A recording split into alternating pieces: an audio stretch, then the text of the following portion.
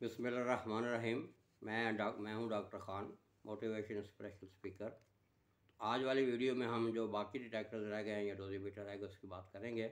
उनमें पहला जो डिटेक्टर या डोजीमीटर है उसको हम कहते हैं न्यूक्लियर इमल्शन या फिल्म बैच। इसका आगे तफसील में जाने के बजाय इसमें ज़्यादा जो बात समझने वाली है वो है लेटेंट इमेज। लेटेंट इमेज कैसे बनता है उसको हम देखते हैं, लेकिन उसमें जाने से पहले ये जब हम लगाते हैं तो इसके साथ एक होल्डर लगा होता है, और होल्डर जो है उसके साथ 6 विंडोज़ लगी होती हैं कि उनको हम फिल्टर भी कहते हैं। ये मुख्तलिफ रेडिएशन के लिए एक ख़ास मखसूस स्पेसिफिक विंडो होती है।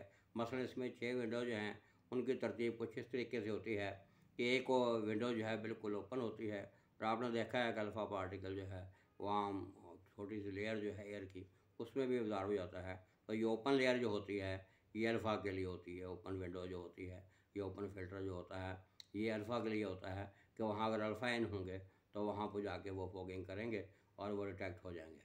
दूसरी विंडो या दूसरा फिल्टर जो लगा होता है वो प्लास्टिक का होता है और ये बीटाज के लिए होता है।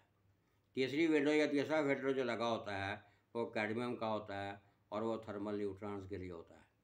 चौथी विंडो या चौथा फिल्टर जो लगा होता है वो लेड का होता है और ये गैमा रेज के लिए होता है। पांचवी जो विंडो या पांचवा फिल्टर जो होता है ये थिन कॉपर का होता है और ये लो एनर्जी एक्सेस के लिए होता है। और छठी और आखिरी जो विंडो या फिल्टर होता है वो थिक कॉपर होता है, उसकी विंडो होती है या फिल्टर होता है, और ये हाई एनर्जी जो है एक्सरे के लिए इस्तेमाल होता है। इसमें जो सबसे अहम चीज़ है वो ये है कि जब रेडिएशन इन विंडोज़ पे पड़ती हैं तो वहाँ पे वो फोगिंग होती है, यानी केमिकल जो है वो बनता है जिसको हम सिल्वर की बात करेंगे, मेटालिक सिल्वर जो है उसकी हम बात करेंगे। उसको हम नेगेटिव इमेज भी कहते हैं, लेटेंट इमेज भी कहते हैं। उस इमेज को जब हम केमिकली उसको वॉश आउट करते हैं तो वो इमेज जो है ओरिजिनल बन जाता है, बाकी हिस्सा जो है उसका साफ़ हो जाता है। इसलिए हम उसको लेटेंट इमेज या छुपाया हुआ इमेज भी कहते हैं। तो इसमें दो तरीके हैं, डेंसिटोमीटर जो है उससे तो उसकी ऑप्टिकल डेंसिटी भी मालूम हो सकती है, या ओडी कर्व जो है वो बनाते हैं, वहाँ से भी लाम्बर्ट सलाह के ज़रिए उसको हम ये कर सकते हैं। तो वो एक्चुअली डोज ही होगी, रेडिएशन की मिकदार ही होगी। लेटेंट इमेज बनाने में एक चीज़ जो बड़ी अहम है, अभी मैंने बात की है अमल्शन लेयर्स की। तो अमल्शन लेयर जो है उसमें जेलाटिन होती है, इसका काम सिर्फ फिक्सेशन होता है, इमेज जो है फिक्स हो ताकि आगे पीछे ना जाए, क्लियर कट वो जो है सेल्फ फोकस्ड इमेज बने ताकि उसकी रेजोल्यूशन अच्छी हो, उसको पढ़ने में हमें आसानी हो या एनालिसिस करने में आसानी हो। और हैलाइड ग्रेन जो हैं ये हैलोजन्स होती हैं और ये मोस्टली हाइड्रोजन एटम्स होते हैं। और ये सिल्वर ब्रोमाइड जो है इसमें आमतौर पर हम इस्तेमाल करते हैं कोटिंग। और आपको पता है कि सिल्वर जो है वो पॉजिटिव है, और हम सेमीकंडक्टर में पॉजिटिव को एक्सेप्टर इम्प्योरिटी कहते हैं। इसका मतलब ये है कि यह इलेक्ट्रॉन कबूल करने की सलाहियत रखता है। और ब्रोमीन जो है ये नेगेटिव है, इसका चार्ज इस पर जो है, और इसको हम कहते हैं डोनर इम्प्योरिटी। इसका मतलब है ये डोनेट करने की सलाहियत रखता है, इसका मतलब ये इलेक्ट्रॉन को रिजेक्ट करने की सलाहियत रखता है। तो इस तरीके से सिल्वर ब्रोमाइड जो है ये पॉजिटिव नेगेटिव इम्प्योरिटी जो है लेटेंट इमेज बनाने में हमारी मदद करती है। कैसे करती है उसको अभी हम देखते हैं। दूसरी बात जो इसमें हमारा न्यूक्लियर इमल्शन में याद रखने वाली है वो है क्रिस्टल डिसलोकेशन या क्रिस्टल इम्परफेक्शंस। इसमें जब हम सिल्वर हैलाइड की बात करते हैं तो इसका जो बेसिक स्ट्रक्चर है वो है FCC, फेस सेंटर्ड क्यूबिक है। और फेस सेंटर्ड क्यूबिक जो है वो अंदर से मुकम्मल तौर पे फिल नहीं होता, बल्कि उसमें इम्परफेक्शंस होती हैं, डिसलोकेशंस होती हैं, जगह होती हैं जहाँ पे पॉजिटिव नेगेटिव आयन जो हैं उनको ट्रैप किया जा सकता है। काम कैसे होता है, जैसे रेडिएशन जो हैं ये हमारा फिल्म बैच जो है विंडोज़ के लिए उस पर पड़ती हैं, या इमल्शन जो है कोटिंग जो है उस पर पड़ती हैं, तो होता क्या है, अभी मैंने बात की थी ब्रोमीन जो है ब्रोमाइड जो है जो कि डोनर इम्प्योरिटी है, सिल्वर जो है ये नेगेटिव इलेक्ट्रॉन जो है उनको रिसीव करना शुरू कर देता है, और ब्रोमाइड या ब्रोमीन जो है ये चूँकि डोनर है ये इलेक्ट्रॉन को रिजेक्ट करना शुरू कर देती है, रिपेल करना शुरू कर देती है। तो यहाँ से जो इलेक्ट्रॉन निकलते हैं, ये जब इलेक्ट्रॉन निकलेंगे तो ये इलेक्ट्रॉन चूँकि आगे तो रिसीव नहीं हो रहे, और ये आप उसी के अंदर जो है वॉन्डर करना शुरू कर देते हैं, और ये वॉन्डर करते करते जो है वो जो इम्परफेक्शंस होती हैं वहाँ तक पहुँच जाते हैं, और वहाँ पे जाकर ये ट्रैप हो जाते हैं। जब वो ट्रैप होते हैं तो वहाँ पे नेगेटिव चार्ज बहुत ज़्यादा बढ़ जाता है। वो नेगेटिव चार्ज जो है वो सिल्वर के जो पॉजिटिव आयन हैं उनको खींचना शुरू कर देता है। जब वो उनको खींचना शुरू करता है तो पॉजिटिव नेगेटिव आयन जब आपस में मिलते हैं तो वहाँ पे फिर एनिहिलेशन होती है और मेटालिक सिल्वर जो है वो डिपॉजिट होना शुरू हो जाता है। सेंसिटिविटी स्पिक्स उसको कहते हैं। और जहाँ जहाँ वो खाली जगह है वहाँ वहाँ ये मेटालिक सिल्वर जो है वो जमा हो जाता है और वहाँ से वो जगह जो है हमें बाकायदा काली नज़र आनी शुरू हो जाती है। ये बिल्कुल ऐसे ही जैसे छत्ता जो है उस पर मक्खियाँ बैठी होती हैं, तो मक्खियों की जो ऊपर से लेयर जो उसका ऑर्डर जो है उससे हम अंदाज़ा लगाते हैं नीचे छत्ता कहाँ कहाँ तक है। इसलिए हम इसको कहते हैं कि ये जो स्पेक्स हैं these are like flies in the spider web, कि छत्ते पर जैसे मक्खियाँ बैठी होती हैं वहाँ वो काले काले निशान पड़ जाते हैं। और ये जो है इसको हम कहते हैं लेटेंट इमेज। जब हम इसको वॉश आउट करते हैं तो वो इमेज जो है वो हाईलाइट हो जाता है, बाकी सब वॉश आउट हो जाता है। ये बिल्कुल ऐसे ही है जैसे हम फोटोग्राफी आम करते हैं कि जहाँ आप बैठे होते हैं वो जो आपका नेगेटिव इमेज होता है वो काला होता है, बाकी जगह सफ़ेद हो जाती है। जब आप उसको डेवलप करते हैं तो आपकी तस्वीर साफ़ हो जाती है, बाकी सब जो है वॉश आउट हो जाता है। तो इस तरीके से न्यूक्लियर इमल्शन या फिल्म बैजेस जो हैं वो काम करते हैं और ये फ्रीक्वेंटली लेबॉर्ट्रीज में इस्तेमाल होते हैं क्योंकि इनके फ़ायदे ज़्यादा हैं नुकसान के खातर। और ये जो है बड़ी आसानी से इसकी जो कर्व बनती है जिसको आगे जाके मैं HD या OD कर्व कहूँ उसकी अभी वजाहत करता हूँ, उससे हम ऑप्टिकल डेंसिटी मेजर कर लेते हैं। और ऑप्टिकल डेंसिटी जो है वो डायरेक्टली प्रोपोर्शनल होती है डोज के। जिस विंडो की हम ऑप्टिकल डेंसिटी मालूम कर रहे हैं उस रेडिएशन के डोज को हम इस तरीके से मेजर कर लेते हैं। अभी वो कर्व जो है HD कर्व या OD कर्व की मैं बात करता हूँ।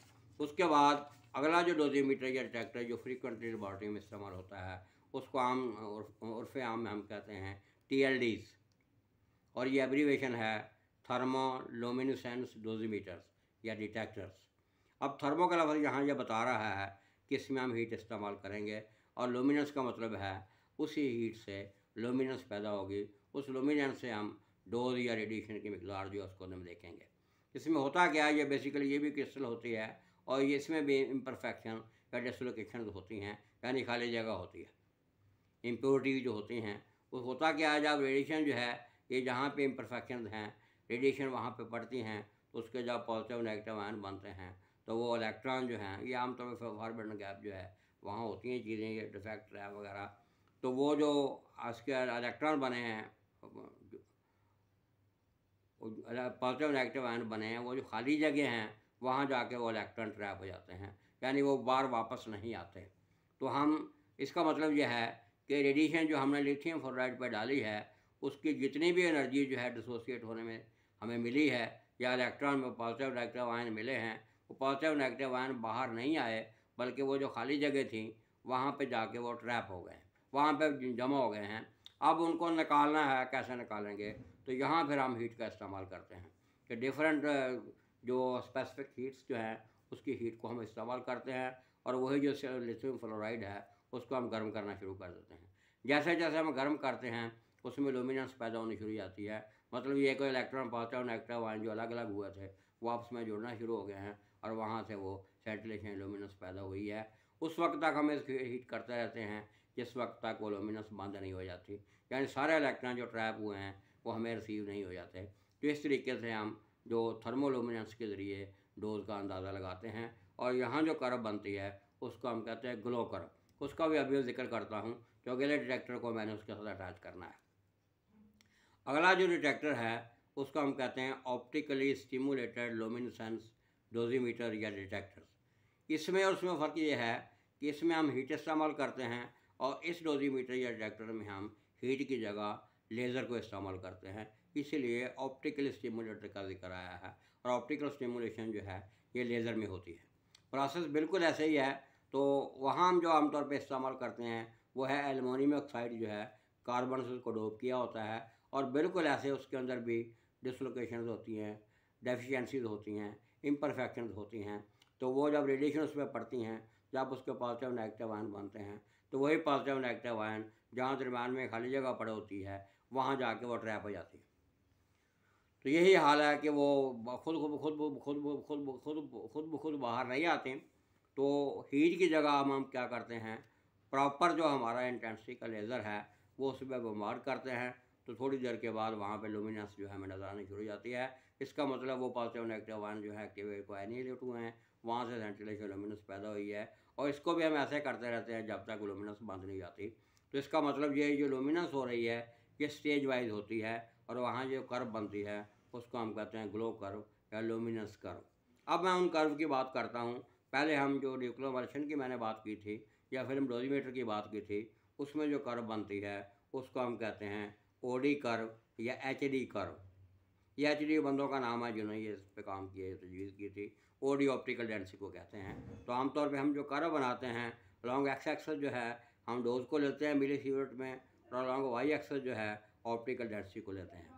तो कर्व जो बनती है वो नीचे से भी खमदार होती है, ऊपर से भी खमदार होती है, और नीचे जहाँ से शुरू हम होते हैं वहाँ पे जो खम होता है उसको हम कहते हैं टो, और एंड पे जाकर वो खम जो है बैलेंस होता है उसको हम कहते हैं शोल्डर।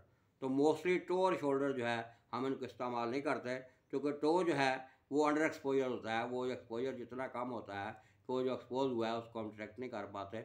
और ऊपर जाकर जब हम शोल्डर की बात करते हैं वो ओवर एक्सपोजर होता है, यानी वो डोज का नहीं, वो एक्स्ट्रा एक्सपोजर होता है। इन दोनों हिस्सों का हम इस्तेमाल नहीं करते।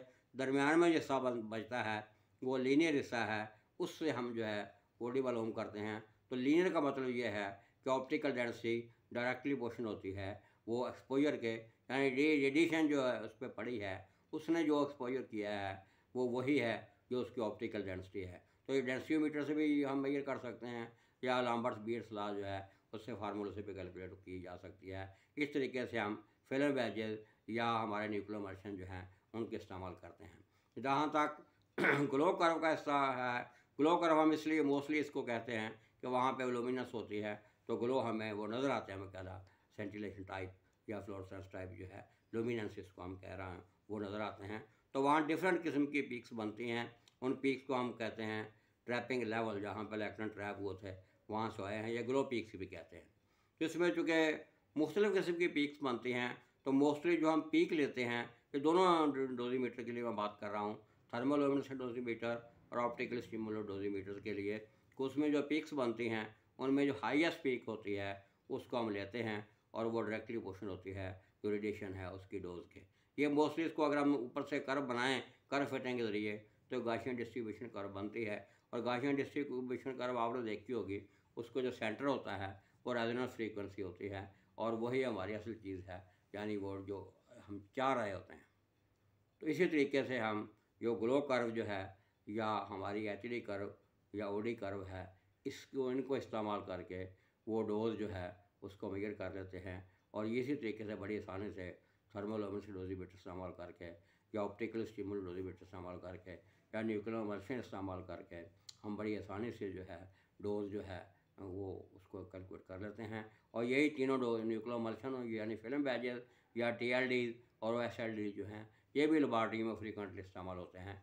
इनका इस्तेमाल भी आसान है, इनको पढ़ना भी आसान है, इसलिए ये फ्रीक्वेंटली इस्तेमाल होते हैं। उसके बाद दो और काउंटर या डिटेक्टर्स हैं जिसमें बबल चैम्बर है या उसके बाद क्लाउड चैम्बर है। ये मोस्टली हिस्टोरिकल नई डिस्कवरी के लिए हम इसका इस्तेमाल करते हैं। इनका फ़लसफ़ा भी यही है कि जैसा कि इनके नाम से ज़ाहिर है कि एक में बबलिंग होती है, एक में क्लाउडिंग होती है, और दोनों में हम सैचुरेशन स्टेज पे चले जाते हैं। सैचुरेशन में इसलिए जाते हैं कि उसके अंदर जो बबल बने हैं या उसके अंदर जो क्लाउड के ड्रॉपलेट्स बने हैं स्नो के, वो उसके अपने ना बने बल्कि जब रेडिएशन गुजरे तो उसके बने। ये बिल्कुल ऐसे हम कहते हैं कि जैसे एक जो जेट प्लेन जो है ये बादलों के दरमियान से गुजर गया है या आसमान से गुजर गया है, तो वो जहाँ जहाँ जाएगा वहाँ पे वो जो फोक इकट्ठी होगी उससे हम अंदाज़ा लगा लेंगे कि यहाँ से गुजरा है। उसके और डिफरेंट पैरामीटर जो हैं वो भी हम मालूम कर लेंगे। यही वजह है कि बबल चैम्बर क्लाउड चैम्बर के साथ हम मैग्नेटिक फील्ड का इस्तेमाल करते हैं ताकि उसको ट्रैप किया जा सके कि उसका ट्रैक बना है। इसी तरीके से इनका वर्किंग प्रिंसिपल भी यही है कि एक को सैचुरेशन में जाकर जैसे रेडिएशन वहाँ से पास होती है तो वो जो बबल बनते हैं वो ट्रैक के साथ चिमट जाते हैं, उसको हम फोटोग्राफ करते हैं। फोटोग्राफ करने के बाद फील्ड में ट्रैप करके उसकी मेजरमेंट कर लेते हैं। इसी तरीके से क्लाउड जो हैं उसके जो हैवी ड्रॉपलेट्स होते हैं, रेडिएशन वहाँ से गुजरती है, पॉजिटिव नेगेटिव आयन बनते हैं, तो वो जो ड्रॉप्स हैं वो बबल जो है वो क्लाउड जो हैं उसके टुकड़े वो ट्रैक के साथ चिमट जाते हैं, उसका हम फोटोग्राफ लेते हैं, और साइड पे जो मैग्नेटिक फील्ड लगा होता है उससे उसकी कर्व बनती है, कर्व से उसका रेडियस निकालते हैं। रेडियस को मुख्तलिफ जो हमारी एम्पिरिकल रिलेशंस हैं उसमें फिट करके तो वहाँ से भी हम डोज जो है या रेडिएशन जो है उसका अंदाज़ा लगा सकते हैं। इन दोनों को मोस्टली इसलिए हम इनको हिस्टोरिकल डिटेक्टर्स भी कहते हैं कि एलिमेंट्री पार्टिकल जो कुछ हमने डिस्कवर किए हैं वो इनकी मदद से हुए हैं। इस वजह से इनको हिस्टोरिकली हम इस्तेमाल करते हैं। मोस्टली लेबॉर्ट्रीज़ में, ख़ासतौर पे हेल्थ एंड मेडिकल फिजिक्स में या न्यूक्लियर मेडिसिन में इस्तेमाल नहीं करते। तो ये कुछ मैंने बातें की हैं दोनों वीडियो में कि डोजीमीटर से रिलेटेड जो मैंने आपसे वादा किया था कि इसकी तफसील में हम जाएंगे। तो आज हमने वो बातें की हैं वो जो बग्गे डोजीमीटर थे, इनको भी गौर से पढ़ें, सुनें, और इसमें भी जो आपकी राय है उसका मैं इंतज़ार करूँगा। आपने कोई मज़ीद सवाल करने हैं या इसमें कोई इजाफ़ा या कमी करनी है, आप मुझे ज़रूर इन्फॉर्म कीजिए। मैं आपका बड़ा ममनून हूँ कि पहले वीडियोज़ मेरे स्टूडेंट ने बहुत लाइक की हैं, रिस्पॉन्ड भी किया है, और बड़ी खुशी है कि वो बड़े खुश हैं कि जितने सादा लफ्ज़ों में मैं बात कर रहा हूँ, ये चूँकि बड़े एडवांस लेवल की चीज़ें हैं,